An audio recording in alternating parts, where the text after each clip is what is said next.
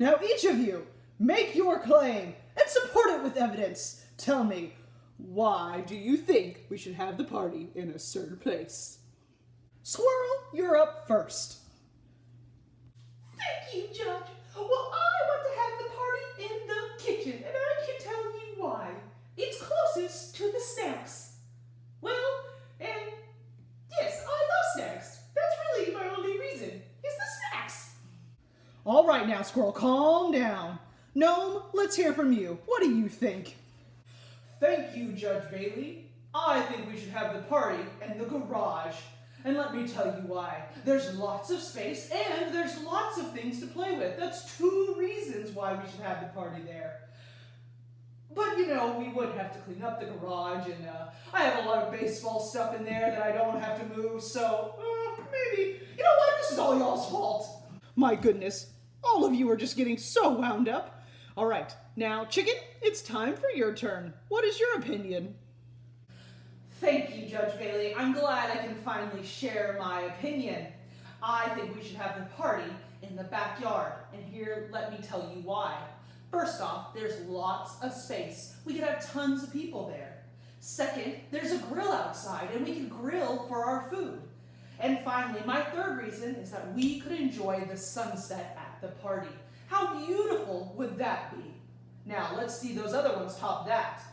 After hearing everybody's opinion, I've made a choice. The winner of this case is...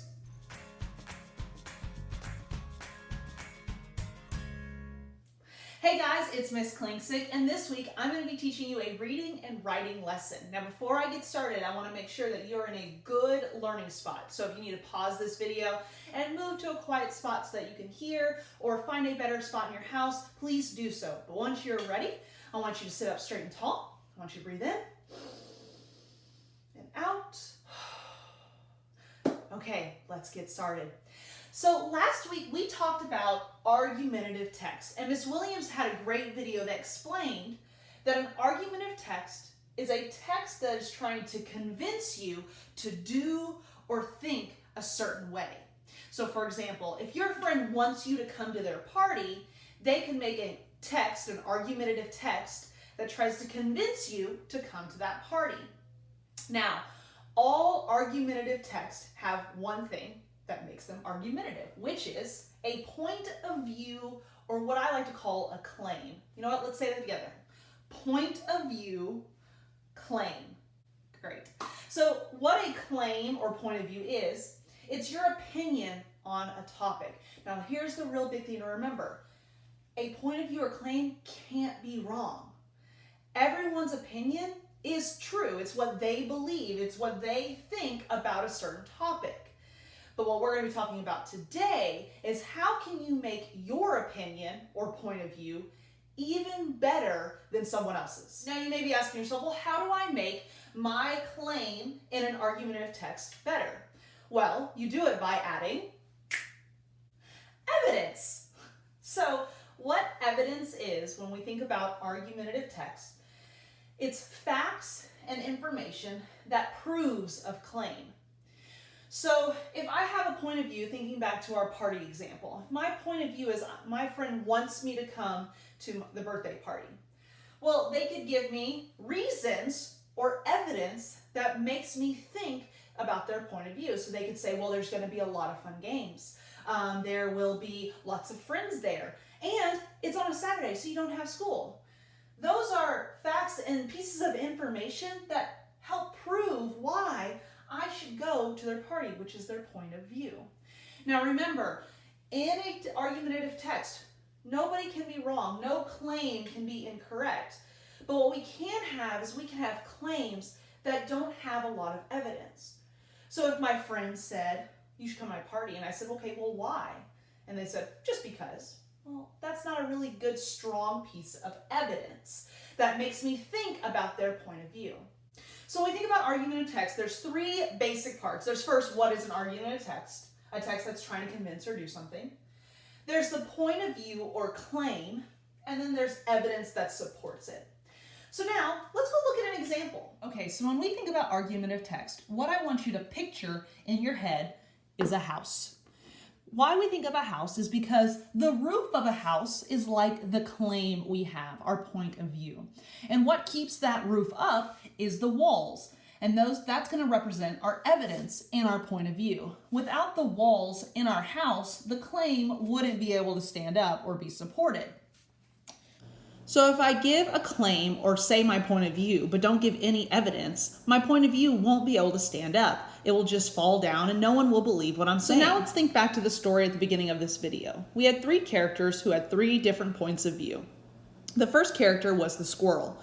She thought the party for Miss K should be in the kitchen because it would be close to the snacks. That was her one piece of evidence.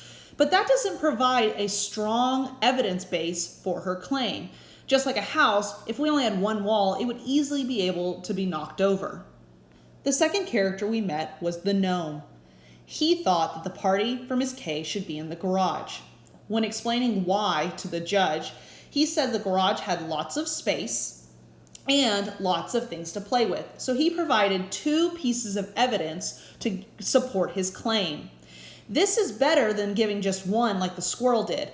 But still, his claim could be knocked over because I know we can provide more evidence for his claim.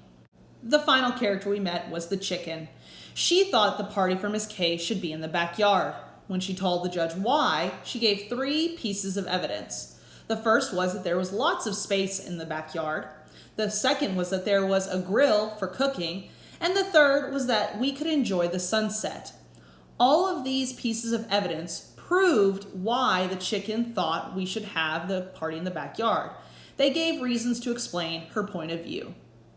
So as you can see, when you have a point of view, you want to try to have as much evidence to prove your opinion so that the reader of your argumentative text believes in what you believe. So now let's go look how this looks whenever we do it in paragraphs.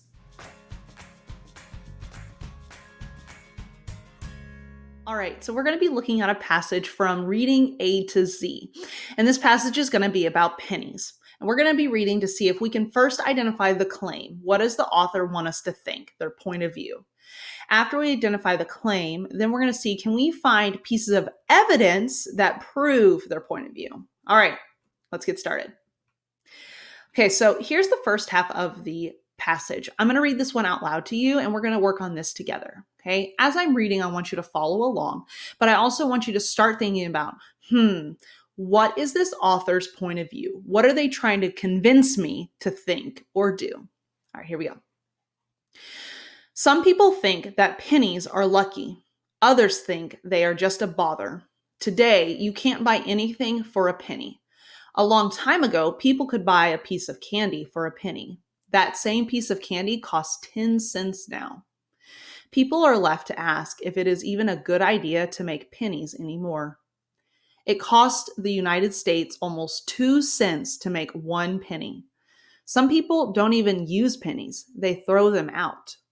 Also, pennies are made of metal that come from mines. As the metal is taken out of the earth, it makes the air dirty. All right, so let's think, in this argumentative text, what is the author trying to get me to think? Well, they say a lot of bad things about pennies. You know what? I think this sentence right here, people are left to ask if it's even a good idea to make pennies anymore, is their claim. They think that pennies aren't a good thing and we shouldn't make them anymore. So now let's see if this is their claim. What evidence, what facts or information do they give that prove that? Think about the house. This is the roof. What supports that roof? Well, they do say that pennies don't buy you much anymore. They talk about how today you can't buy anything for a penny, where you used to be able to buy candy. So I think that's my first piece of evidence, that a long time ago, people could buy a piece of candy for a penny, but that same piece cost 10 cents. So they're saying, why even have pennies anymore? The second piece of evidence that proves that pennies shouldn't be made anymore is that it costs the United States 2 cents to make 1 penny. That means they're wasting money on creating those pennies. That's their second piece of information they give us. Let's see if we can find one more. Well, what else do they say is bad about pennies? Oh, they also talk about how the pennies that are made of the metal, it's taken out of the earth and it makes the earth dirty. And I think that's also another really good reason why we shouldn't make pennies. So again, here's the author's claim that we shouldn't make pennies anymore. And here are 3 pieces of information that prove why we shouldn't do that. Okay, now let's do another one. All right, so here I have the second part of that passage. I'm going to read this out loud. And as I'm reading, again, I want you to think about what is the author's claim or point of view? And then what pieces of evidence do they give that prove that their opinion? Okay, here we go. Pennies do play an important role, though. If we didn't have pennies, it might cost more to buy some things. If bread was $1.99, for example, the price could go up to $2.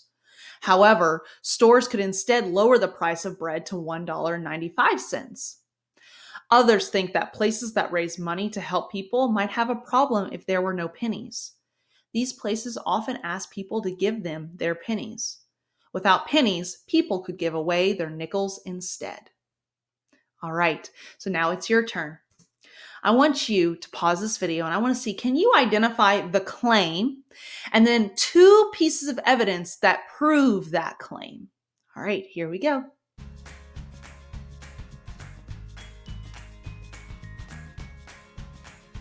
All right, hopefully you were able to identify the claim of this passage and then also find 2 pieces of evidence. So let's see if you were able to do that. Okay, first, let's start by figuring out what is the claim. What is their point of view? Well, hopefully you said this sentence that pennies do play an important role.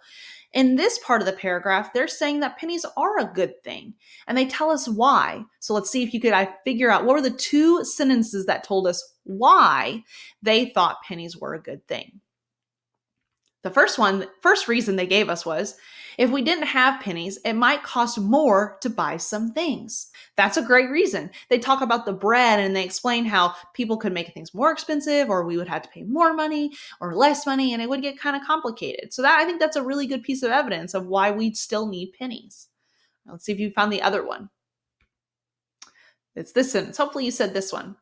It says, these places often ask people to give them their pennies. So they talk about how places that accept donations, they try to get people to give them their pennies because, they're not very needed in some ways, but they can help by raising money.